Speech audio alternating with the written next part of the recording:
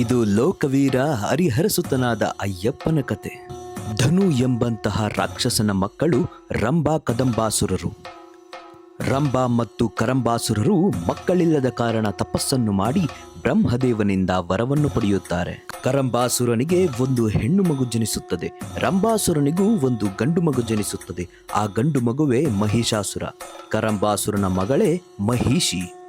ಮಹಿಷಿಯು ತನ್ನ ಎಂದಿನ ಜನ್ಮದಲ್ಲಿ ಲೀಲಾವತಿಯಾಗಿ ದತ್ತ ಋಷಿಯ ಹೆಂಡತಿಯಾಗಿರುತ್ತಾಳೆ.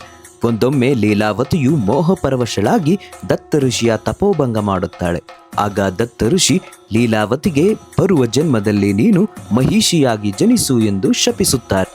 ಇತ್ತ ಮಹಿಷಾಸುರನು ಭೂಲೋಕದಲ್ಲಿರುವ ಸಾಧು ಸಂತರಗಳನ್ನಲ್ಲದೆ ದೇವಲೋಕದ ದೇವಾನುದೇವತೆಗಳನ್ನು ವಿಚಿತ್ರವಾಗಿ ಕಾಡುತ್ತಿರುತ್ತಾನೆ. ದೇವತೆಗಳು ಅವರ ಶಕ್ತಿಯನ್ನೆಲ್ಲ ಎರೆದು ಚಾಮುಂಡೇಶ್ವರಿಯ ಅವತಾರವನ್ನು ರೂಪಿಸುತ್ತಾರೆ. ದೇವಿ ಚಾಮುಂಡೇಶ್ವರಿಯು ಮಹಿಷಾಸುರನನ್ನು ಖಂಡ ತುಂಡವಾಗಿ ಸಂಹರಿಸುತ್ತಾಳೆ. ಮಹಿಷಾಸುರನ ಸಂಹಾರದ ವಿಷಯ ತಿಳಿದ ಕೂಡಲೇ ಮಹಿಷಿಯು ರೌದ್ರ ರೂಪದಲ್ಲಿ ಆಕ್ರೋಶದಿಂದ ನನ್ನ ಅಣ್ಣನಾದ ಮಹಿಷಾಸುರನನ್ನು ಸಂಹಾರ ಮಾಡಿದ ಈ ದೇವತೆಗಳನ್ನು ಸಂಹರಿಸಿ ತ್ರಿಲೋಕದಲ್ಲಿಯೂ ಅಸುರರ ಆಡಳಿತವನ್ನು ತರುವುದಾಗಿ ಹಾಗೂ ಸರ್ವ ಸಂಪತ್ತನ್ನು ಅಸುರರಿಗೆ ದೊರಕುವಂತೆ ಮಾಡುತ್ತೇನೆ ಎಂದು ಪ್ರತಿಜ್ಞಾಪಿಸುತ್ತಾಳೆ. ದೇವತೆಗಳನ್ನು ಸಂಹಾರ ಮಾಡುವುದು ಅಷ್ಟು ಸುಲಭವಲ್ಲ ಎಂದು ತಿಳಿದ ಮಹಿಷಿಯು ಬ್ರಹ್ಮದೇವನನ್ನು ಕುರಿತು ತಪಸ್ಸನ್ನು ಆಚರಿಸಲು ಮುಂದಾಗುತ್ತಾಳೆ. ದಿನಗಳು ವರ್ಷಗಳೇ ಮುಳುಗಿ ಹೋಗುತ್ತವೆ. ಆದರೂ ಮಹಿಷಿ ತನ್ನ ತಪಸ್ಸಿನಿಂದ ಕಿಂಚಿತ್ತು ಹಿಂಜರಿಯುವುದಿಲ್ಲ. ವರುಣ, ವಾಯು, ಅಗ್ನಿ, ಇಂದ್ರಾದಿ ದೇವತೆಗಳು ತಪೋಭಂಗ ಮಾಡಲಾಗಲಿಲ್ಲ. ಬ್ರಹ್ಮದೇವರು ಪ್ರಕಟಗೊಳ್ಳುವ ಸಮಯ ಬರುತ್ತದೆ. ಬ್ರಹ್ಮದೇವರು ಮಹಿಷಿಯನ್ನು ಕೇಳು, ನಿನಗೇನು ಬೇಕು ಎನ್ನುತ್ತಾರೆ. ಮಹಿಷಿಯು ಬ್ರಹ್ಮನಲ್ಲಿ ಮರಣವೇ ಬಾರದಂತೆ ವರವನ್ನು ನೀಡಲು ಕೇಳುತ್ತಾಳೆ. ಆಗ ಬ್ರಹ್ಮದೇವರು ಆ ರೀತಿಯ ವರವನ್ನು ನೀಡಲಾಗುವುದಿಲ್ಲ, ನೀನು ಬೇರೆ ಏನಾದರೂ ಕೇಳು ಎನ್ನುತ್ತಾರೆ. ಆಗ ಮಹಿಷಿಯು ಜಾಣತನದಿಂದ ಹರಿಹರರ ಸಮಾಗಮದಿಂದ ಜನಿಸಿದ ಸಂತಾನವೊಂದರಿಂದ ಮಾತ್ರ ನನಗೆ ಮರಣ ಬರಬೇಕು ಎಂದು ಕೇಳಿಕೊಳ್ಳುತ್ತಾಳೆ. ಹರಿಹರರ ಸಮಾಗಮದಿಂದ ಬಾಲಕನೊಬ್ಬ ಜನಿಸಿ ಆ ಬಾಲಕನಿಂದಲೇ ನನ್ನ ಸಂಹಾರವಾಗುವುದು ಎಂದು ಕೇಳಿಕೊಳ್ಳುತ್ತಾಳೆ. ಬ್ರಹ್ಮದೇವರು ತಥಾಸ್ತು ಎಂದು ವರ ನೀಡುತ್ತಾರೆ. ಮಹಿಷಿಯು ವರವನ್ನು ಪಡೆದ ಕೂಡಲೇ ಇಂದ್ರಾದಿ ದೇವತೆಗಳನ್ನು ಕಾಡಲು ಶುರು ಮಾಡುತ್ತಾಳೆ. ದೇವತೆಗಳಿಗೆ ಶಕ್ತಿ ಹೆಚ್ಚಿಸುವ ಯಜ್ಞ ಯಾಗಾದಿಗಳನ್ನು ಮಾಡುವ ಋಷಿಗಳನ್ನು ಮತ್ತು ಅವರ ಆಶ್ರಮಗಳನ್ನು ಹೆಸರಿಲ್ಲದಂತೆ ನಾಶ ಮಾಡುತ್ತಾಳೆ.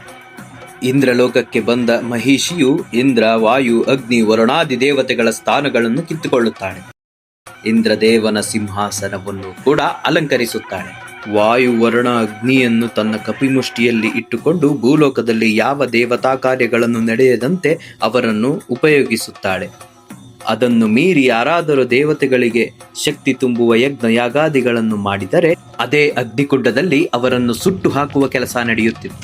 ಮಹಿಷಿಯು ಸಾಕ್ಷಾತ್ ಶಿವನ ವರದಿಂದ ಹಾಗೂ ವಿಷ್ಣುವಿನ ವರದಿಂದ ಜನಿಸಿದ ಹಲವು ಋಷಿ ಮುನಿಗಳನ್ನು ಕೊಲ್ಲುವಾಗ ಕಾಪಾಡಿಕೊಳ್ಳಲಾಗದಷ್ಟು ಪರಿಸ್ಥಿತಿ ಕೈಮೀರಿ ಹೋಗಿತ್ತು. ಮಹಿಷಿಯು ತನ್ನ ದಾರಿಗೆ ಯಾರೂ ಸಹ ಅಡ್ಡಬಾರದಂತೆ ನೋಡಿಕೊಳ್ಳುತ್ತಾಳೆ.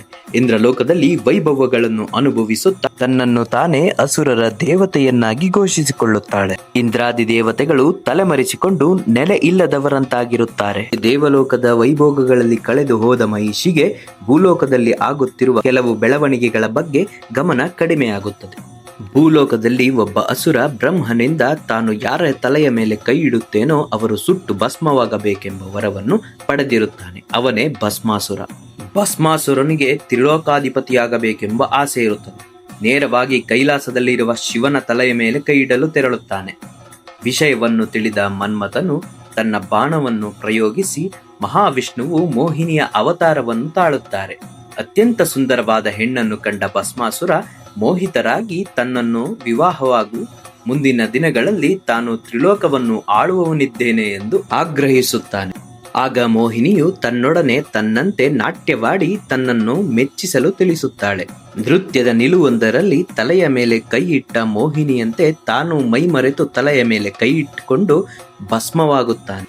ಇದೇ ಸಮಯದಲ್ಲಿ ಮೋಹಿನಿಯನ್ನು ಮೋಹಿಸಿದ ಶಿವನಿಗೆ, ಎಂದರೆ ಹರಿ ಮತ್ತು ಹರರಿಗೆ, ಸಂತಾನವೊಂದು ಜ್ಯೋತಿ ಸ್ವರೂಪದಲ್ಲಿ ಅವತರಿಸುತ್ತದೆ. ಶ್ರೀಹರಿಯು ಮಹಾವಿಷ್ಣುವಿನ ರೂಪಕ್ಕೆ ಬಂದು ಹರನಾದ ಶಿವನಿಗೆ ಈ ಬಾಲಕ 12 ವರ್ಷಗಳ ನಂತರ ಕೈಲಾಸದಲ್ಲಿನ ಭೂತಗಳಿಗೆಲ್ಲ ನಾಥನಾಗಿಸಲು ತಿಳಿಸುತ್ತಾರೆ. ಆದರೆ ಸದ್ಯಕ್ಕೆ ಈ ಕಂದನ ಕತೆ ಏನಾಗುತ್ತದೆ ಎಂದು ತಿಳಿಯೋಣ. ಭೂಲೋಕದ ಭರತಖಂಡದಲ್ಲಿನ ದಕ್ಷಿಣ ಭಾಗದಲ್ಲಿ ಪಂದಳ ರಾಜ್ಯ. ಈ ದೇಶದ ರಾಜ ರಾಜಶೇಖರ. ಏಕಪತ್ನಿ ವ್ರತಸ್ಥನಾದ ರಾಜಶೇಖರನಿಗೆ ಪೆರಂದೇವಿ ಎಂಬ ಹೆಂಡತಿ. ಇವರಿಗೆ ಬಹುಕಾಲದಿಂದ ಸಂತಾನವಾಗುತ್ತಿಲ್ಲ ಎಂಬ ಚಿಂತೆ. ಒಂದೊಮ್ಮೆ ಪ್ರಜೆಗಳು ರಾಜರಲ್ಲಿ ಕಾಡು ಮೃಗಗಳು ಮತ್ತು ಆನೆಗಳಿಂದಾಗಿ ಬೆಳೆಗಳು ನಾಶವಾಗುತ್ತಿವೆ, ಅವುಗಳನ್ನು ನಾಡಿನಿಂದ ಕಾಡಿಗೆ ಓಡಿಸಲು ಕೇಳಿಕೊಳ್ಳುತ್ತಾರೆ.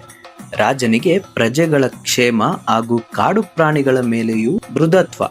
ರಾಜನು ತಾನೂ ಕೂಡ ಸೈನ್ಯದೊಡನೆ ಕಾಡು ಪ್ರಾಣಿಗಳನ್ನು ನಾಡಿನಿಂದ ಎಂದರೆ ಪಂಪಾ ನದಿಯ ಒಂದು ದಡದಿಂದ ಮತ್ತೊಂದು ದಡಕ್ಕೆ ಕಾಡು ಪ್ರಾಣಿಗಳನ್ನು ಹಟ್ಟಲು ತನ್ನ ಸೈನ್ಯದೊಡನೆ ಬರುತ್ತಾರೆ. ಈ ನಡುವೆ ಹಸುಗೂಸಿನ ಅಳುವ ಸದ್ದು ಸೂಕ್ಷ್ಮವಾಗಿ ಗ್ರಹಿಸಿದ ರಾಜರಿಗೆ ನದಿಯ ಹಸಿರಾದ ದಡದಲ್ಲಿ ಪ್ರಕೃತಿಯೇ ತೂಗಿ ಪಂಪಾ ನದಿಯೇ ಜೋಗುಳವಾಡುತ್ತಿರುವ ದೃಶ್ಯವದು.